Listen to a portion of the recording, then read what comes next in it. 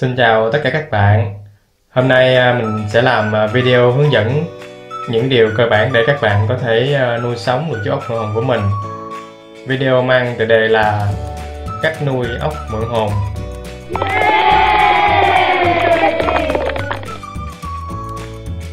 Nếu làm đúng như những gì mình hướng dẫn thì mình nghĩ là ốc của các bạn sẽ sống rất là lâu đó. Đầu tiên hết là các bạn phải đi mua ốc, chứ con này thì không dễ gì bắt được trong tự nhiên đâu. Vấn đề là phải mua ở chỗ nào. Các bạn nên nhớ đây là vấn đề tiên quyết. Vì nếu ốc của các bạn ngay từ đầu đã yếu thì rất khó để nó có thể sống tốt sau khi các bạn mua chúng về nhà. Do đó các bạn phải chọn lựa nơi mua ốc thật là cẩn thận. Theo kinh nghiệm của mình thì các bạn nên mua ốc trên các trang bán hàng Facebook hoặc là website bán ốc cho đảm bảo chất lượng. Giá cả có thể cao hơn những người bán dạo trước cổng trường nhưng chất lượng thì đảm bảo hơn. Các bạn nên tìm đến những shop có địa chỉ rõ ràng, được người mua chấm điểm cao và đã tồn tại được lâu thì sẽ tốt hơn. Vì sao mình lại nói như vậy? Vì những người bán ốc trước cổng trường thường là những người bán dạo. Hôm nay họ bán trường này, ngày mai họ bán trường khác. Nếu mà họ bán ốc yếu cho chúng ta thì làm sao chúng ta bắt đền hay là lên án họ được? Nhưng những cái fanpage bán hàng uy tín thì đâu dám làm chuyện đó, đúng không? Khi mới mua ốc về thì điều quan trọng các bạn cần nhớ là trong vòng 12 giờ kể từ khi ốc đặt chân đến nhà, các bạn không được cho ốc ăn gì cả, chỉ cho ốc uống nước mà thôi. Nghe có vẻ hơi tàn nhẫn vì đi đường xa mệt và đói mà lại không cho ốc ăn, nhưng nếu các bạn cho chúng ăn thì chúng có thể sẽ chết vì rối loạn tiêu hóa đó. Cái này là kinh nghiệm tích lũy sau nhiều năm nuôi thú cưng của mình đó các bạn.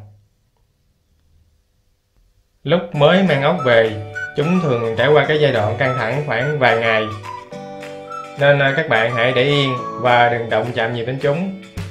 Còn thức ăn và nước uống thì vẫn phải cung cấp đều đặn cho ốc nha.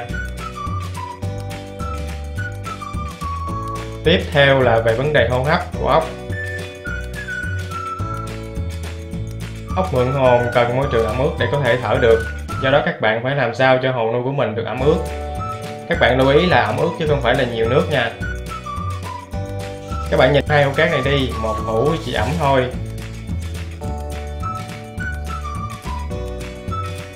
còn hũ kia là nước chảy lan trên mặt cát luôn. Độ ẩm được khuyến cáo là 75 đến 85%.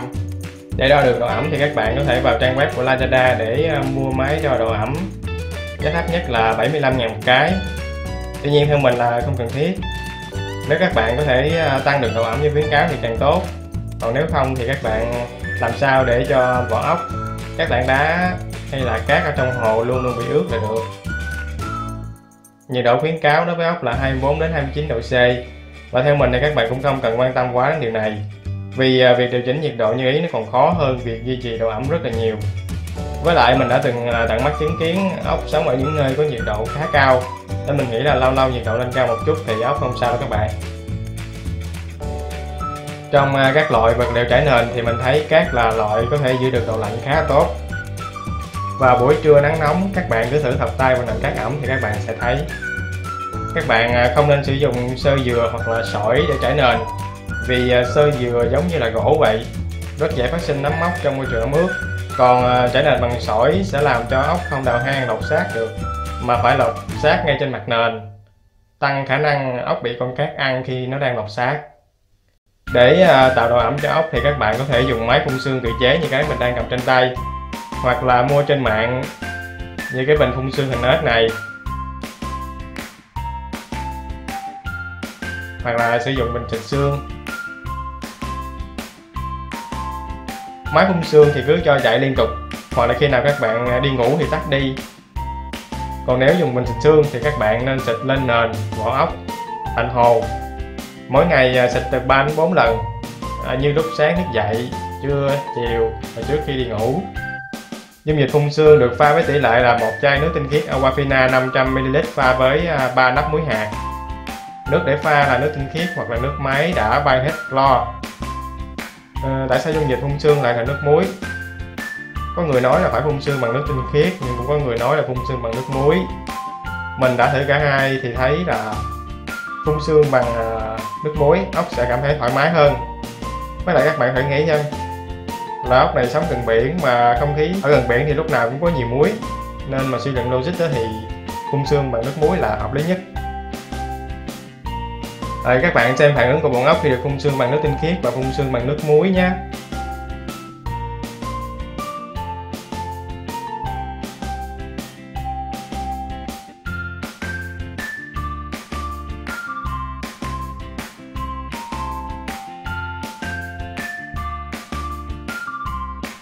Rõ ràng là khi phun sương bằng nước tinh khiết, bọn ốc rất hoảng loạn, còn khi phun sương bằng nước muối thì ốc thoải mái hơn, đúng không nào? Hồ có thể sử dụng hộp nhựa, nhưng tốt nhất là dùng hồ thủy tinh. Hồ nên được đậy kín thường xuyên, chỉ chừa một khe hở nhỏ chừng 1 đến 2 mm cho có luồng khí ra vào. Khi nào mà để chén thức ăn ở trong hồ thì mở một phần nắp để tránh ám mùi cho hồ. Việc đậy nắp hồ thường xuyên là cái vấn đề mấu chốt để mà hồ luôn được ấm ướt nha các bạn. Ví dụ như hồ của mình nắp do 2 mảnh thủy tinh ghép lại, một mảnh lớn và một mảnh nhỏ. Khi nào cho ăn thì mình chỉ mở phần nắp nhỏ thôi. Mở một phần nắp như vậy hồ sẽ giữ được độ ẩm tốt hơn. Mình thường để nắp cả ngày tới 21-22 giờ đêm cho ăn mới mở ra. Cho ăn 1 tiếng rồi mình lấy chén thức ăn ra, đậy kín lại như cũ. Như vậy thì hồ sẽ không bị hôi. Mỗi tuần các bạn nên mở toàn bộ nắp hồ để thoáng khoảng 1-2 giờ để tránh khí độc tồn vô trong hồ nha các bạn. Khi sử dụng máy sủi oxy thả trực tiếp một đầu vào chén nước muối để tăng độ ẩm thì các bạn nhớ cẩn thận bịt kín cái nắp hồ, vì ốc thường trèo theo đường ống oxy để mà tẩu thoát. Nhiều người nghĩ rằng con ốc đó đã ngửi hồn theo mây theo gió, nhưng mà thực sự thì không có đâu nha các bạn, nó đi trốn rồi đó. Các bạn lưu ý, một hồ nuôi tốt là hồ nuôi vừa giữ được ẩm mà vừa có không khí lưu thông nha. Về thức ăn, ốc mượn hồn là loại động vật ăn tạp nên ăn được rất nhiều loại thức ăn, nhưng mình thấy ốc thích nhất là chuối chín, khoai lang sữa, khoai lang tím, các loại đã luộc á. Chủ yếu là các loại thức ăn mềm, ngọt. Cụ thể là món gì thì các bạn có thể tìm xem video ốc mượn hồn ăn gì của mình nha. Nhưng mà có một món cực kỳ ghê gớm ốc cũng có thể ăn được, đó là phân của con ốc mượn hồn khác luôn đó. Các bạn thấy thế nào? Có ghê không? Vì ốc là loài ăn đêm nên thời gian cho ốc ăn tốt nhất là từ 6 giờ tối hôm trước cho đến 6 giờ sáng hôm sau. Khi cho ăn các bạn nên tập cho ốc cách nhận biết giờ ăn đã đến bằng cách là phun sương hoặc là gõ vài cái vào thành hồ mỗi khi cho ốc ăn. Các bạn xem sau khi mình gõ vào thành hồ thì ốc từ các góc đều tập trung lại chén thức ăn nè. Giai đoạn đầu khi ốc chưa quen với việc gọi ăn thì lúc để chén thức ăn vào hồ các bạn nên chọn vị trí mà ốc tập trung nhiều. Mỗi lần cho ăn chỉ nên cho ăn 1 tiếng rồi dọn đi. Do vài ngày đầu chưa quen thì sẽ có con ăn con không ăn. Các bạn cứ cố gắng tập khoảng 1 tuần là bọn chúng sẽ quen với cách cho ăn này thôi. Thí dụ như mà hôm nay nó không ăn, hôm kia nó không ăn thì hôm khác nó đói, nó sẽ tự biết mò lại cái thức ăn thôi nha các bạn. Cách cho ăn này sẽ hạn chế đến mức thấp nhất việc hồ nuôi bị ám mùi thức ăn, tại vì mình cho ăn rất là nhanh mà. Và các bạn cũng sẽ thích thú hơn khi mà quan sát bọn ốc và lũ lượt kéo nhau đến cho thức ăn như là đi trễ hội vậy đó. Ốc mượn hồn là loài ăn tạp nhưng chúng lại ăn rất là ít. Đặc biệt là những ngày đầu khi các bạn vừa mới mang chúng về nhà thì chúng lại càng ăn ít hơn. Cho nên nếu mà bạn nào thấy ốc của mình bị như vậy thì cũng đừng có lo lắng quá, miễn là các bạn có thấy chúng ăn là được rồi. Và mỗi ngày thì chúng chỉ cần ăn 1 lần là đủ rồi nha các bạn. Chén thức ăn nên là loại có đáy rộng, thành cao khoảng 1 cm để hạn chế việc ốc lôi thức ăn ra khỏi chén làm dơ nền. Như mình là mình chọn loại dĩa lót ly có bán trong siêu thị Co.opmart với giá chỉ có 7.500 đồng một cái thôi. Các bạn nên cho ốc ăn nhiều loại trái cây với đầy đủ màu sắc để mà ốc phát triển màu tốt. Đặc biệt với những loại ốc có màu đỏ như là Polatet và Rugo albino đỏ thì nên tăng cường cho ốc ăn thêm thanh long ruột đỏ, dưa hấu, củ dền đỏ, khoai lang tím thì ốc mới có thể lên màu tốt được nha các bạn. Ngoài ra các bạn cần cho ốc ăn thêm nang mực, hay còn gọi là mai mực, để mà ốc bổ sung đủ canxi cho quá trình lọc xác. Các bạn nên thay đổi khẩu phần ăn cho ốc mỗi ngày để ốc không bị nhàm chán nha. Ví dụ như hôm nay mình cho nó ăn chuối thì ngày mai ăn cơm nguội, ngày kia ăn thanh long. Đó, như vậy đó. Các bạn lưu ý là không nên cho ốc ăn các loại thức ăn có vị chua cay như là hành, tỏi, chanh, ớt và các loại thức ăn đã qua tẩm ướp gia vị như là bò kho, cá kho, gà chiên. Về nước uống, trong hồ phải có 2 chén nước là 1 chén nước tinh khiết và 1 chén nước muối pha với dung dịch tỷ lệ như là dung dịch phun sương hồi nãy mình đã nói á. Tùy vào cái mức độ dơ của chén nước mà các bạn thay nước cho hợp lý. Khi thấy nước bị đục thì các bạn nên thay ngay nước mới cho ốc. Còn nếu nước trong thì để 1 đến 2 tuần cũng được. Khi nào thiếu nước thì các bạn chăm thêm nước vào. Nước lúc nào cũng phải đầy để ốc có thể dễ dàng uống nước. Coi vậy chứ ốc cũng không uống nhiều nước đâu các bạn. Mình nuôi nhiều mà 4-5 ngày mới phải bơm thêm nước. Nếu mà các bạn chôn chén nước như video làm hồ nuôi ốc vượn hồn mình đã hướng dẫn thì chén nước sẽ rất là sạch và sẽ rất là lâu mới cần phải thay nước, do ốc dễ dàng tiếp cận chén nước, ít bị ngã mỗi khi uống nước. Và đặc biệt là trong chén nước phải có vài viên đá nhỏ để mà ốc bé không bị chết đuối nếu mà có lỡ rơi vào nha các bạn. Các bạn nên chứa sẵn nước vào 2 chai nhỏ để tiện chăm thêm nước cho ốc. Như mình có 2 chai ghi tên loại nước trên vỏ chai với 2 màu sắc khác nhau để không bị nhầm lẫn. 1 chai chứa nước tinh khiết và 1 chai chứa nước muối. Về mật độ nuôi, vì loài này sống thành bầy đàn nên các bạn nên nuôi ít nhất là 2 con. Với 2 con có kích thước bằng cái nắp chai Aquafina thì diện tích tối thiểu là 20 x 30 cm nha các bạn. Nếu hồ nuôi chật thì chúng vẫn sống được nhưng mà sẽ không sống lâu được đâu. Hồ càng rộng thì mật độ nuôi nó càng cao hơn. Như cái hộp trên tay mình là quá nhỏ, không đủ để mà nuôi 2 chú ốc này đâu nha các bạn. Về việc nuôi kết hợp nhiều loại ốc với nhau, điều này là hoàn toàn có thể nha các bạn. Các bạn có thể thấy là hồ của mình đang nuôi đầy đủ loại với đầy đủ kích cỡ, từ cái size đậu phộng cho tới size hộp sòi. Bạn này sống với nhau rất là hòa thuận, đôi lúc có đánh nhau nhưng mà ít khi đổ máu.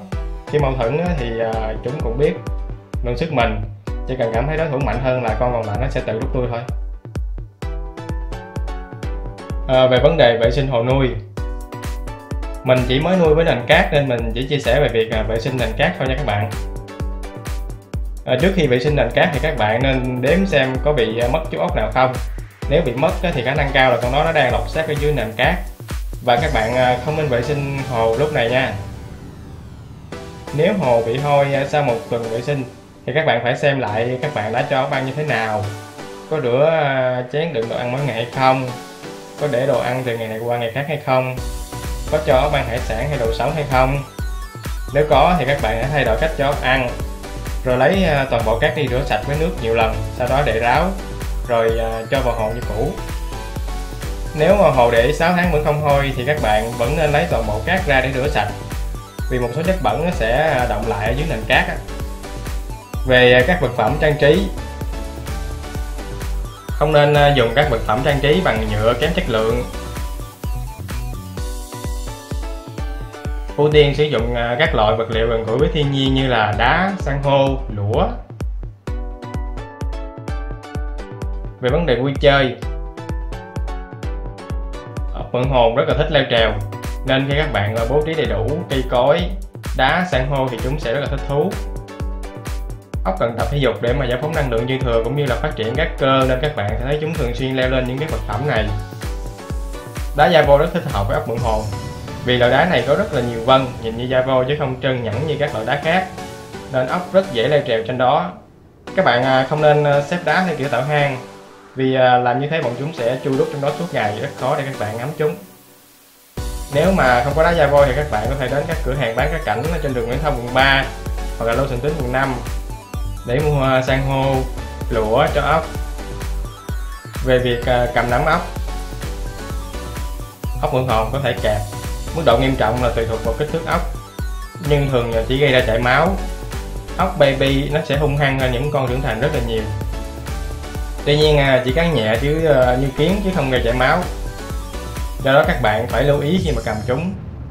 Từ lúc chơi ốc tới giờ mình liên tục bị ốc baby kẹp, chứ ốc lớn thì nó chưa kẹp mình cái nào cả. Về việc ốc lột xác và thay vỏ, ốc vượn hồn cần phải lột xác để lớn lên, và sau vài lần lột xác, ốc phải tìm cho mình một cái vỏ mới để có thể chứa được cơ thể ngày càng to ra của chúng. Do đó các bạn sẽ phải trữ sẵn một vài cái vỏ ốc lớn hơn so với chiếc vỏ mà ốc đang sử dụng, với kích thước là nó tăng dần đều lên. Việc thay vỏ thì phải được diễn ra hoàn toàn tự nhiên nha. Các bạn không được lôi chúng ra khỏi vỏ rồi ép nó chui vào cái vỏ khác. Vì nếu mà lôi ra như vậy thì có thể làm cho ốc bị tổn thương phần bụng và cuối cùng là nó sẽ chết đó. Về việc xử lý khi có ốc chết, không được vứt ngay mà phải giữ nguyên hiện trường. Bình tĩnh quan sát xem ốc chết ở vị trí nào, tư thế ra sao, có bị mất phần nào của cơ thể hay không. Nếu được thì chụp hình lại, từ đó mà suy đoán nguyên nhân, rồi rút kinh nghiệm để mà ốc không bị chết như vậy nữa. Vỏ ốc thì đun sôi giữ lại cho con khác nó dùng. Thì đây là những cái kinh nghiệm do mình tự tích lũy được sau gần 5 tháng nuôi ốc. 29 chú ốc vẫn sống khỏe và lột xác đều đặn từ ngày đầu cho tới bây giờ. Video này đến đây là hết. Các bạn có thể vào kênh của mình để xem thêm nhiều video hấp dẫn khác về ốc Phượng Hồn nha. Nhớ bấm subscribe để ủng hộ mình nha các bạn. Cảm ơn các bạn đã theo dõi nha.